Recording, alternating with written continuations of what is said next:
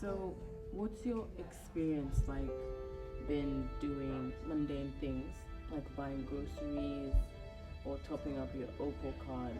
Well, I'll go off fuel. Like, I drive, so I don't really top up Opal card. Fuel, it's gone. I remember when it was $1, and now it's like $1.80, $2.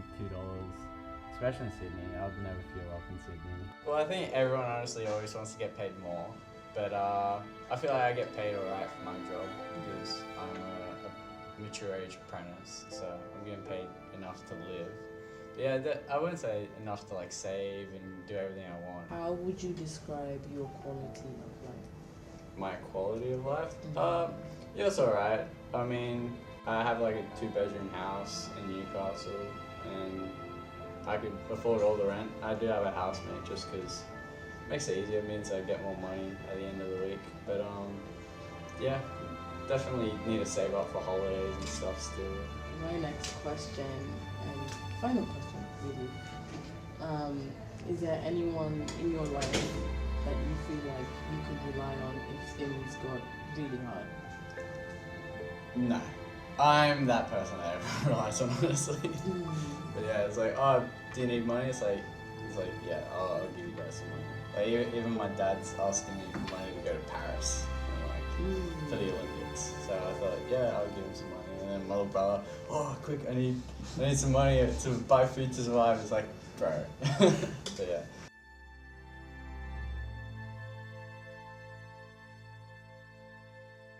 How are we today? Well, today I am desperately trying to finish my lab project before week 13. I don't know about you guys, but me and Cody are both desperately trying to get jobs. Can't really drop the full-time commitment to uni. Yeah. So we have to do full-time plus job, and maybe plus internship when it comes by. Yeah. So it's been hard to get a job, and surviving with Brazilian money in dollars, that's complicated. Do you feel like you get paid enough to comfortably take care of your necessities and still have room for luxuries? Oh, definitely not. Like, again, I'm living off my parents' money because I'm still trying to get a job in here. It's a bit complicated.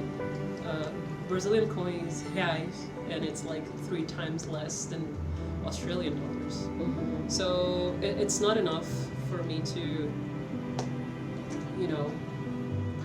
go around and maybe go out with my friends and stuff. I really have to measure it properly. I've been struggling because I really enjoy exercising, and I can't go to the gym, for example. It's good for my mental health because I have OCD. Usually that's good for me to, keep my head clear and stuff, but I can't at the moment. It's too goddamn expensive. Hi. How are we today? I'm happy that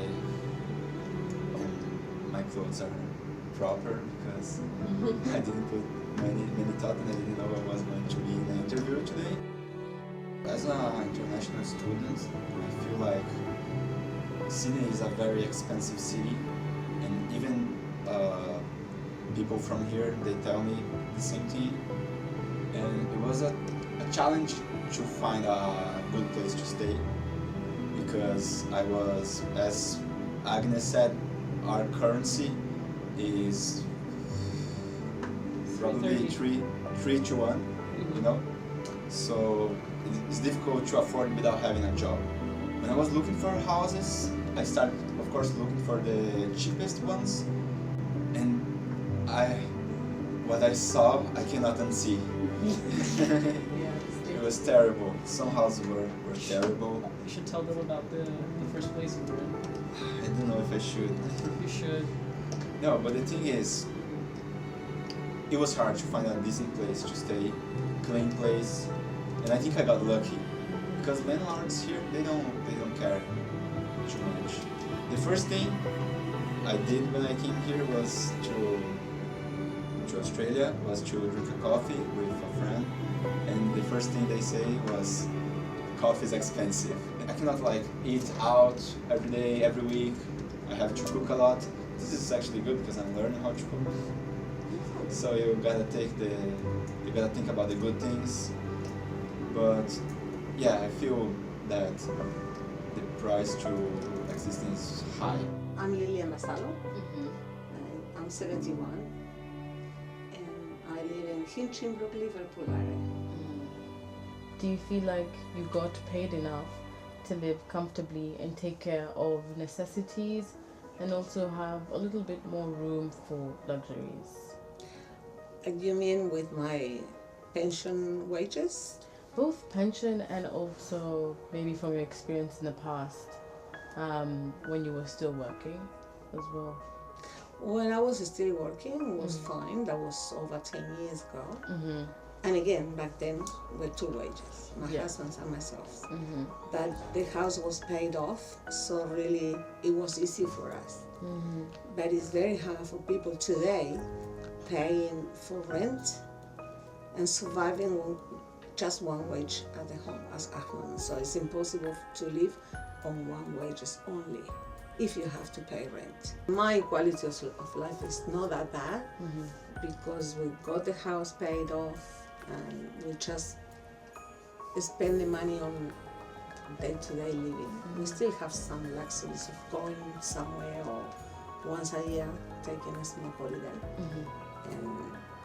But compared to some of my friends, it's not that good, you know. I mean, for them, not for me. Yeah.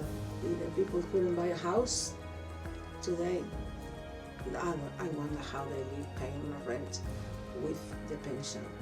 Probably one pension goes on rent, and the other one to live on. So it's very hard if you don't buy a house. So my final question is there anyone in your life that you can rely on in case things ever got hard or difficult? Well, always sons, because it's my next of kin, my two sons. Besides my husband, of course. And of course, you can always rely on your family if you're a good person, of course. Yeah, I got two sons. One is living with us at the moment, the small one, and the big one is married with two children. But still, I know I can rely on him if I need anything. And yeah, certainly.